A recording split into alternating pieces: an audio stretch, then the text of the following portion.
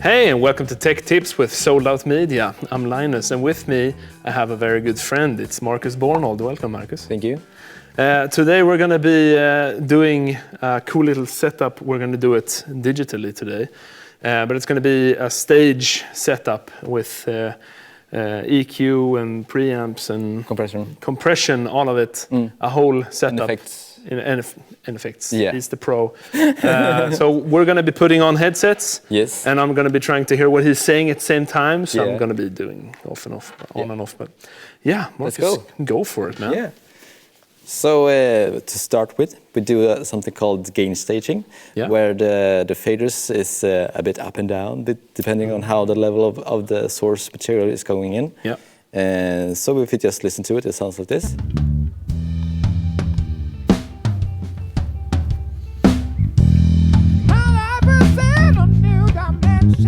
And right now it's quite liveless. Yeah, it's not a lot of... So we need to make it excitement and stuff. So what program are you using, bro? This is Logic Pro. Logic, okay. Yeah. So all you Mac lovers out there, you can use this program. Yeah, exactly. And we start with the bass. That sounds like this. And I started with a compressor. That is sidechain to the kick drum, and sidechain is when you take a source from a different element and feed it into compressor of the source you want to compress every time the other element is in. So, okay. Did you get that? So what's the other element that you're using? Is it the drums? Yeah, right here is the kick drum. Kick drum. Yeah, there you go. Every time the kick drum hits, this compressor is. You see here, the kick drum is coming in, and every time the kick drum hits, the compressor is ducking the bass. Cool. Yeah, and after that I had an EQ curve that I took away a resonating frequency. You can listen to here. Yeah, the frequencies we don't want. Exactly. You can nice. take out the kick drums over here. This bass sounds very nice. All right. There is a resonance. Yeah. That I took out, and then I boosted a bit at the body of the bass guitar, and took a high cut on the highs. Yeah, because we don't need the frequencies up there. Not that high, but we do want a bit of fingers, but not that much. Yeah, okay. So some fingers, that's where. Yeah, okay. Exactly. And then we have the rest of the drum kit. We can mute vocals for a bit. Sounding like this, and then I just had a single console emulation on here to take out bleeds. That sounds like this. If we take the snare, for instance, we can see that it's something called gating right here. Yeah. So we set the gate with this threshold. Yeah. And set how fast it should open and close with this. Yeah, so you're cutting away all the extra noise that you don't want in. Yeah, exactly. So we only have the source that was closest to the microphone. Yeah. So we don't hear the singer or something. Yeah, exactly. Overhead mics or whatever. Or especially guitar amps. That's the most annoying thing to get in the drum kits. After you've set everything, the scene, and he comes exactly. and just Exactly. Little more. And then we did some. Then I sent all the drums to a bus, and did some bus processing. So we had a compressor. Yeah. Just to glue the whole drum kit together a bit more. Very nice. And then I had another compressor. I don't think I used this one. Or was that the other way around? I think I was using this one. And then lastly, we had something called saturation.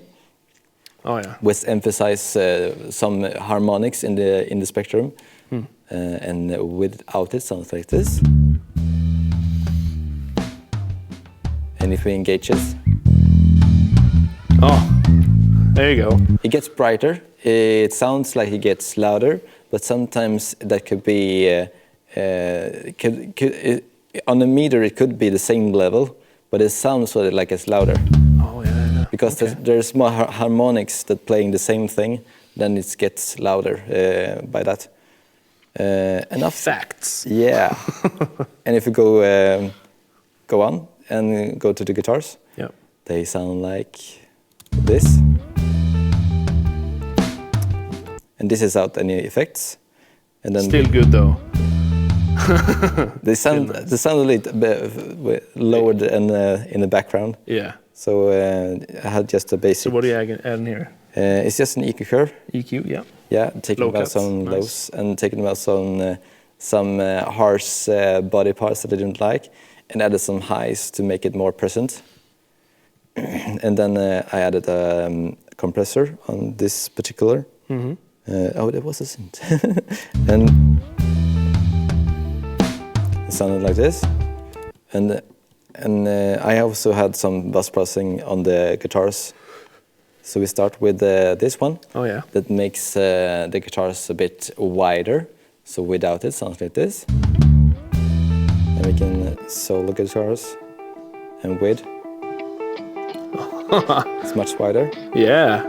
So we get more space in the middle of That's nice. on the sound field. Yeah, and that's where we're gonna put the kick and the All the- vocals, right? All the bass parts. Yeah.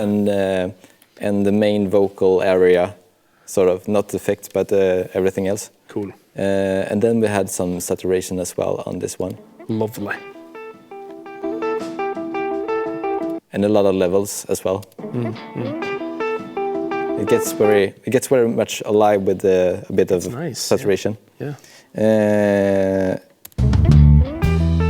So now we're here. So let's go to keys. Unmute the keys.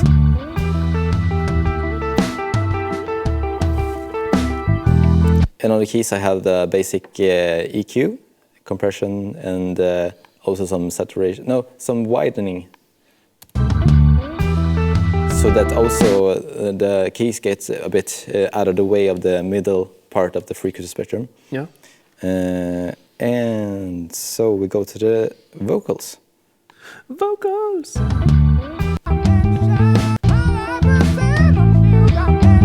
That needs some love. So we start with the EQ. So much love, man. Yeah, high cut, a bit, Low cut. because there were very much proximity effect. That means that the microphone was hold very closely to the mic. Yeah. To the mic. I to the can mouth. tell you it was very loud in here. As well. Yeah. So that makes the recording very boomy. Yeah. So that's I'm very impressed with how it sounds now afterwards. Yeah. So now, I took out some 250s or something like that to make it more nice to listen to. And then I had a Noise. compressor that's acting like a leveler. Oh, I yeah. have a vocal setting on it. Right, yeah. So it makes it more even during the playback. And without. That makes a big difference. That's huge. And then we put some color on it. And some saturation. Now it's very in the front of the mix. It's nice. Yeah, but we need some effects. It's a bit dry. Yeah, put some effects on, bro. Yeah. So with the drums, we had a room. Yeah. If we just play the drums, this is with the room. Without the room. I would actually put an EQ to take out a bit of the lows of this room. Something like that. So we don't have reverb in the bottom, because that makes it very muddy in the bottom. Okay. Now it sounds much more clean. So, and on the vocal part, we had a parallel compression, sounding like this. And without. I know it's quite hard to hear what it actually does. Yeah. But it makes a bit more aggressive tone to the vocals. If I emphasize it, we can solo the I trust vocals and just listen to this. My life is in a new dimension. I guess you open up my eyes. Yeah, yeah. Now it's very All emphasized. right. I can hear it this time. Yeah. It's very nice. So let's go back. My life is in a new dimension. Something like that. And then you can put down some reverb, or I prefer delay in this particular music style to give it some vibe. My life is in a new dimension. I guess you open up my eyes. And lastly, I had some more reverb on one of the guitars. My life is in a new dimension. I guess you open up my eyes. To lead me right is your intention. Is the way to paradise. It's about I mean, Right there. we could stand there all day listening to this if you wanted to. It sounds very nice. Well done, man. Thank you. Yeah. How long did you sit with just doing that? 20 minutes. 20 minutes? Pff, you're a pro, man. Good job. Thank you. All right. Thank you so much, Marcus, for showing us this. I hope Sure. you guys got taught anything. I sure did. I don't know if I would be able to recreate it, but You can watch this many times. I can rewatch this Yeah. episode, and so can you. Yeah. Then you would teach us about Next time. sidechain compression. Yeah. This was Logic Pro with Marcus. Thank you so much, Marcus. Thank you. Don't forget to like and subscribe. Don't forget to share this with all of your friends who want your friends to be our friends. Thank you for watching Tech Tips with Soul Out Media. Have a good one.